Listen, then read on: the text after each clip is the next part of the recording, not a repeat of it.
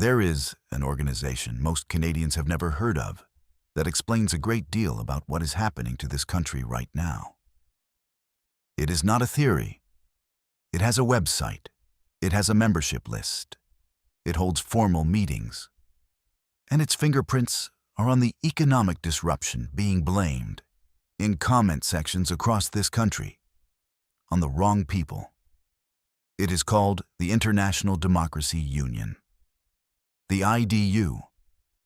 The IDU was founded in 1983 as a formal alliance of center-right political parties. Its stated purpose is to allow like-minded conservative parties to share campaign technology, fundraising techniques, polling strategies, advertising methods, and political messaging across borders. Not informally, not occasionally, structurally, as a matter of organizational design. Here is the membership list that matters for this conversation. The Republican Party of the United States. Founding member since 1983.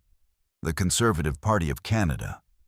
Member, its leader, Pierre Poilievre, personally addressed the IDU's 40th anniversary meeting. His words on that occasion: "It's a pleasure to offer greetings on this historic meeting of the International Democracy Union." Likud, Benjamin Netanyahu's party in Israel. Member, accepted at a ceremony at the Ronald Reagan Presidential Library. The fact-finding mission that preceded membership was led by IDU Deputy Chairman Tony Clement, a Canadian Conservative Member of Parliament. The IDU is chaired by Stephen Harper, the former Conservative Prime Minister of Canada. Re-elected unanimously in May 2025.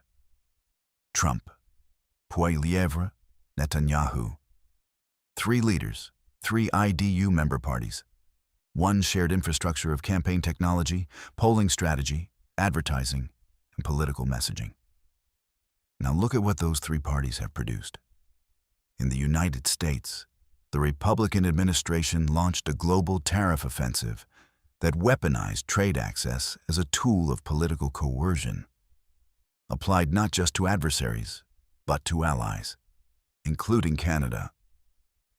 In Canada, Pierre Poilievre spent 2 years running the same grievance politics Trump ran on, and when American tariffs hit Canadian workers, blamed Canada's own policies rather than confront the source of the pressure. In Israel, the Likud government has conducted simultaneous military operations in Palestine, Lebanon, Syria, and Iran. A regional expansion of conflict whose humanitarian consequences have drawn condemnation from international legal bodies and destabilized the Middle East. These are not random events. They are outcomes produced by coordinated actors operating within a shared political infrastructure. The disruption looks chaotic, the damage looks incidental. But when you follow the organizational structure, a direction emerges.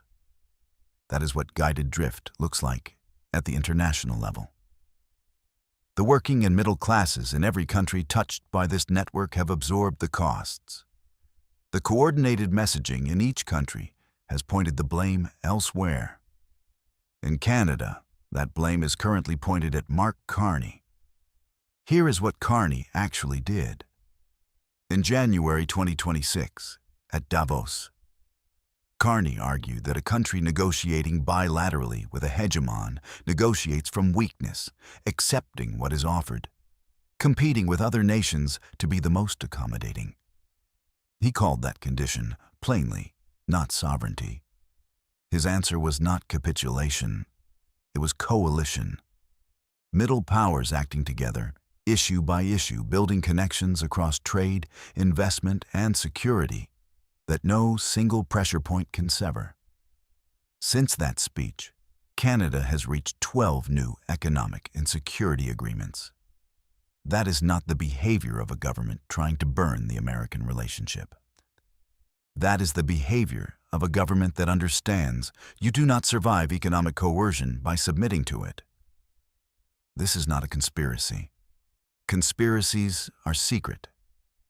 The IDU has a website. Its membership list is public. Its chairman's name is on the page. The question is not whether this network exists. It does. The question is whether Canadians are paying attention to it. If you are not at the table, you are on the menu. Canada is trying to build a table. That is what is actually happening.